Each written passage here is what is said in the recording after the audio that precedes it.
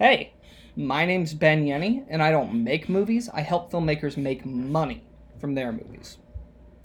So today we're talking about exclusivity. And this is a topic of conversation that is not as widely understood as I once thought it was. And it's not just people who are starting out their careers who have trouble with exclusivity. I've actually had a conversation and several emails with many lawyers about why exclusivity is absolutely vital to make independent film or any film or content distribution work.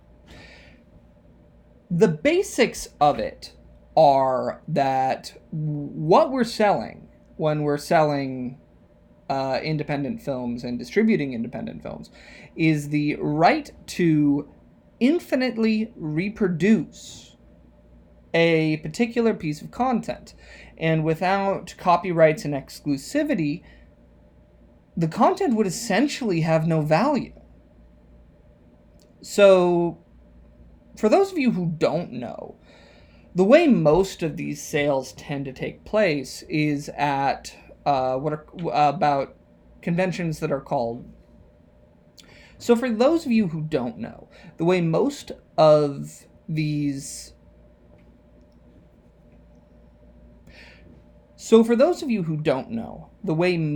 film distribution deals take place are at trade shows called film markets. At least as of right now. We might tackle that in another video. And essentially what they are groupings of film sales agents and distributors and buyers who are walking around from office to office, making meetings and inquiring about purchasing the right to distribute the film in their territory, sometimes for all different types of media rights, and sometimes just for certain media rights.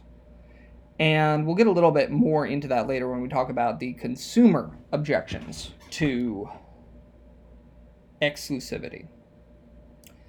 So, if more than one sales agent had the right to sell this film, these buyers and distributors would just walk between the sales agents and say, hey, sales agent X gave me this price. Can you beat it, sales agent Y? And then they just go back and forth until everybody was only paying rev share deals with almost no money coming out of it. And it really hurts the content creators and the filmmakers. That is why exclusivity needs to exist on that level. Now, on a consumer level, it may seem like it's a monopoly if you can only watch this one film in this one place. And it depends a bit on how that film is being distributed. But if they are actually exercising all the potential distribution rights they have, it's not really a monopoly. You don't necessarily need to have HBO to watch Game of Thrones. You do if you want to watch it either in broadcast or in subscription video on demand, but you can still buy the DVDs. Most of them still exist. You can still buy the DVD on Amazon.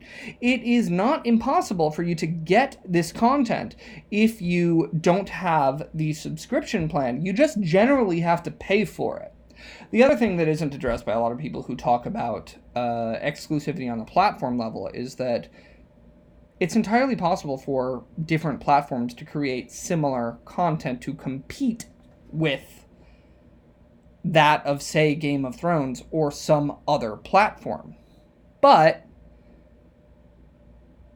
it's not always as good. It's kind of like Coke and Pepsi exist in the same marketplace.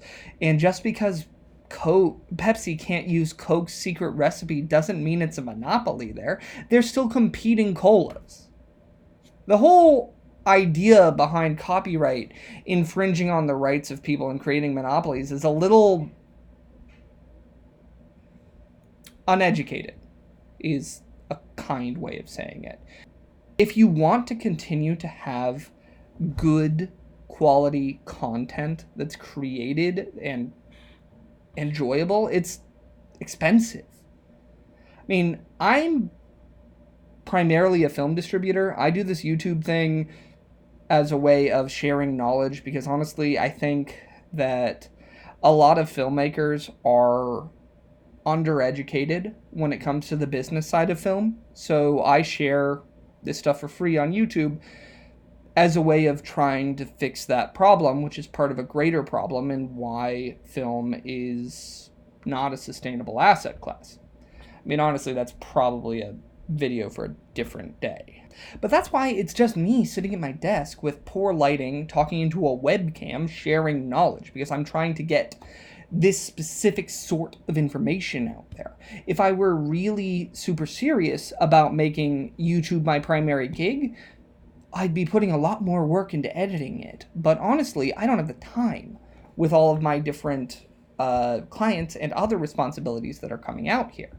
I mean, again, look at my IMDb. I've done a fair amount of distribution and executive producing at this point.